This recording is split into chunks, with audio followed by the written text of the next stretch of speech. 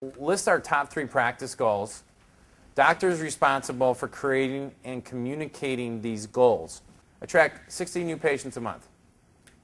20% might be XYZ type of patient, okay? You can write these down. You can follow along with me as we're going through this. That's kind of the purpose of it. 25% income growth to 1.25 million. Increase retention to 80%. Okay, so whatever. So we looked at 3 simple things, right? Number of new patients, income goal, retention. Okay? So now here's how this works.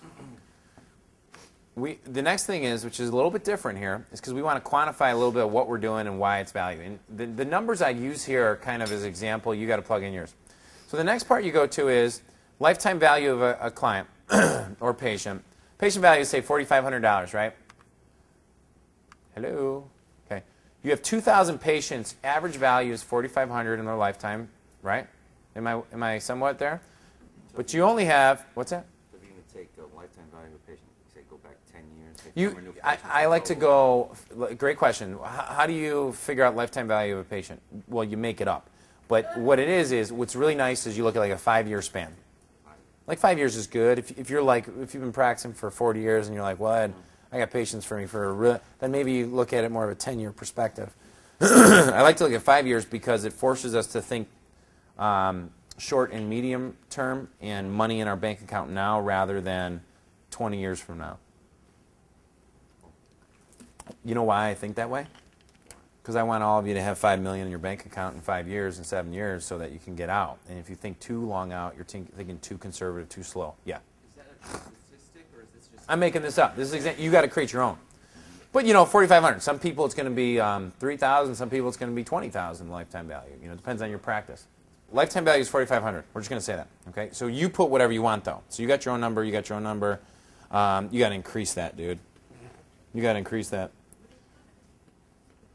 I'm not going to tell you what he put, you know. What did you put? No. It's okay. Whatever you put, increase it by 1,000. You'd be happy. Determined by a doctor, a patient should be cultivated and sought out above all others. Now, here's the thing: is you have to have your A patients that in order to know what your A patients are. Okay, I'm gonna go back one. Sorry. A patients should be cultivated and sought out above all others. Okay. What's an A patient? That's not what's an A patient. Okay, your best patient. Okay. What's that? No fee resistance. Show up all the time. Go along with what you say. Works what needs to be done. Refers. Makes us they're not a pain in the butt. You know, all those things. So get clear on that, because this now is going to dictate everything we talk about this afternoon with when we go out and get them. And I'd say one thing I'd like to work a lot with our gold members, because it'll really go down to our silver members and beyond, is keep working this process of who are we really wanting in our practice. Because you will get whoever you go out and attract. Okay, and I'll show you strategies this afternoon on it. But you know, your staff needs to know who they are, and then you should put a dollar amount as to what a profile of an A client is. Profile may be different for each niche. It's okay. If I go after implant patients, if I go after ortho, if I go after ranchers, they all have their own niche, and we have different profiles. That's okay. Or practice and personal preferences. Okay?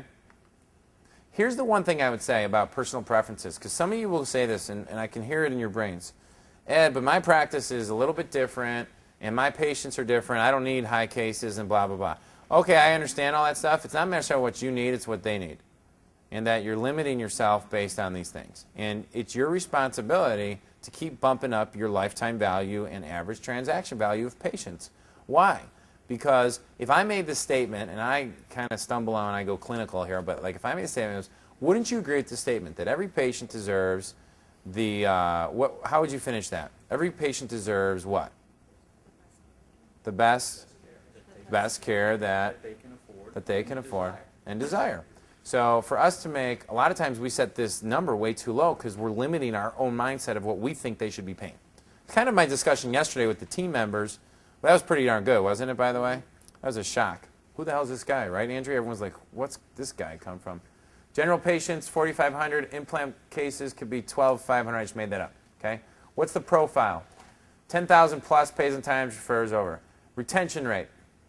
How are we going to think of our retention rate? So this is something we've never really measured within any of our meetings, but I just made this up. So let's look at how many patients are coming through our practice and then versus how many are active. So if we have 2,000 who are in our practice but only 1,000 are active, that means we have a 50% retention rate. Or you can even call it active rate, whatever you want to call it. But that is a percentage or a number that we should be looking at increasing consistently. Because some of you guys do a great job. And what's that? Oh, some of you guys do a great job, and you think you're doing the best job with dentistry, and you present everything, and then if they don't accept, they go out the back door, and we just leave them alone. And every business, every single business can improve on this, no matter how good you are, okay? Here's how this works. Retention rate actual. So look at this. Retention may be a very large untapped revenue source in your practice. 5-point increase in a $1 million practice means $800,000 over 10 years.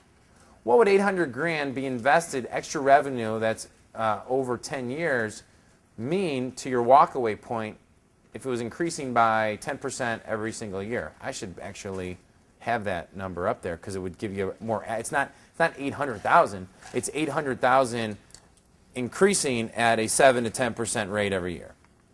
So I just did this 5% increase in a practice that has 2,000 patients, 1,000 active. If you reactivate 100 patients at a $4,500 lifetime value, oh crap, what's I thought, is that 450,000? So an increase of 5%, 450,000 extra. Now, can we increase our retention by more than 5%? What if we did it by 20%? You're looking at a $1.6 million, $7 million swing in revenue that's already sitting there. Team members need to keep, here's where we're going with this, by the way. Team members need to keep retention in mind with every single touch they ever give. Because that's net profit. If you take 1.6 million, divide it by 10 years, you're looking at a net profit increase of 160,000 a year. Who would like an extra net profit of 160,000 a year? Yeah, without doing any more work. That's the funny thing. You're not doing anything more. You're just focusing right here on something different. Okay, so we did that strategic nurture. Okay, so here's what we're going to do here. Is we're looking at, we identify our lifetime value of a patient. What's the profile? So you should have all that already written in. Okay? What's the profile? What's our actual retention rate? If you don't know that, you need to find it out, okay? You could make it up. Just make, I mean, really, like, best guess scenario is better than nothing for this to go. Retention goals should be in the upper 80s. What did I just have there? So we're going to look at a strategic nurturing throughout the year to improve retention. Are you going to mention the formula at all for figuring out retention? Yeah, you know how, I mean, here's the dummy formula. This is how I did it, and I'm not like, I mean, did this in literally 5 minutes of figuring out the formula, which was took the total number of new patients that have come through your practice or patients that have come through your practice in, say, 3 years or 1 year or 5 years, however you want to measure it, divided by the number of active patients. It's really simple. Actually, I think I just had it. So I just put, say you had 2,000 patients, divide that by 1,000. So you have 0.5, I think it would be, multiplied by 100, that's 50%. Okay? So you're not looking at an exact science here, you're looking at a guesstimate. So, see what I'm saying? Okay. I mean, if you're in a practice that has had 3,000 patients in the last 3 years, and you only have 700 or 1,000 active, that means you have a 30% retention rate, 60% fallout rate, or I'm sorry, 33%, 66% fallout rate. If you're measuring it, you got to figure out what your metrics are. Yep, exactly. Here's how it works. Okay, so now we're going to go. Here's our team member. Employee begins with I am responsible. So now we're going to major responsibilities, because now we're looking at who. Someone's going to have a responsibility for increasing the. Do you like this part, by the way? Someone else is going to have the responsibility of helping us achieve this goal.